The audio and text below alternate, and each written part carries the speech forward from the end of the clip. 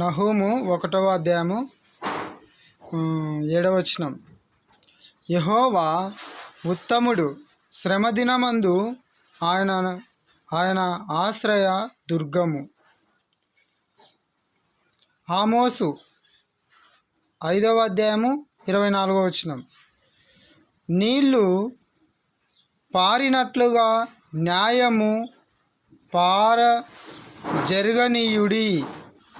పారనీయుడి.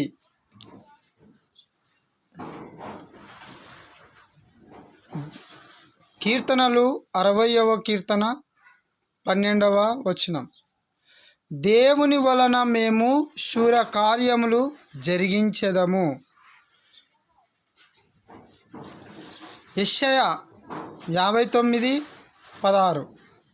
ఆయన నీతియే ఆయనకు ఆధారమాయను.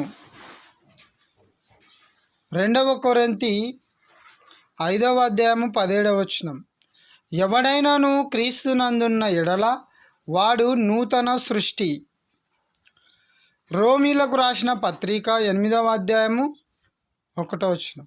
క్రీస్తు యేసునందున్న వారికి ఏ శిక్షా విధియు లేదు.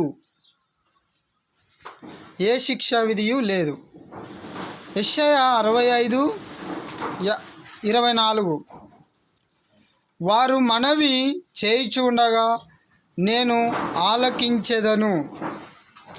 మత్తయి సువార్త 16:18. ఈ బండ మీద నా సంఘమును కట్టుదును.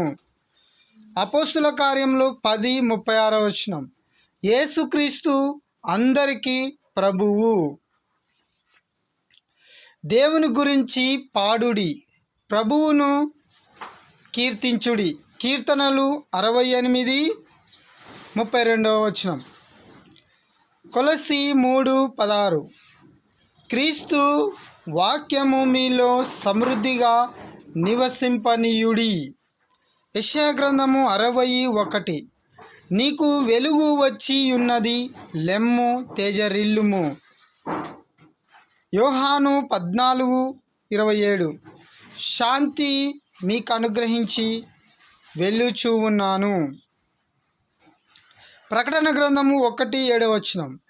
క్రీస్తు మేఘారూఢుడై వచ్చుచూ ఉన్నాడు. అపోస్తుల కార్యములు 20:35. పుచ్చుకొనుట కంటే ఇచ్చుట ధన్యము.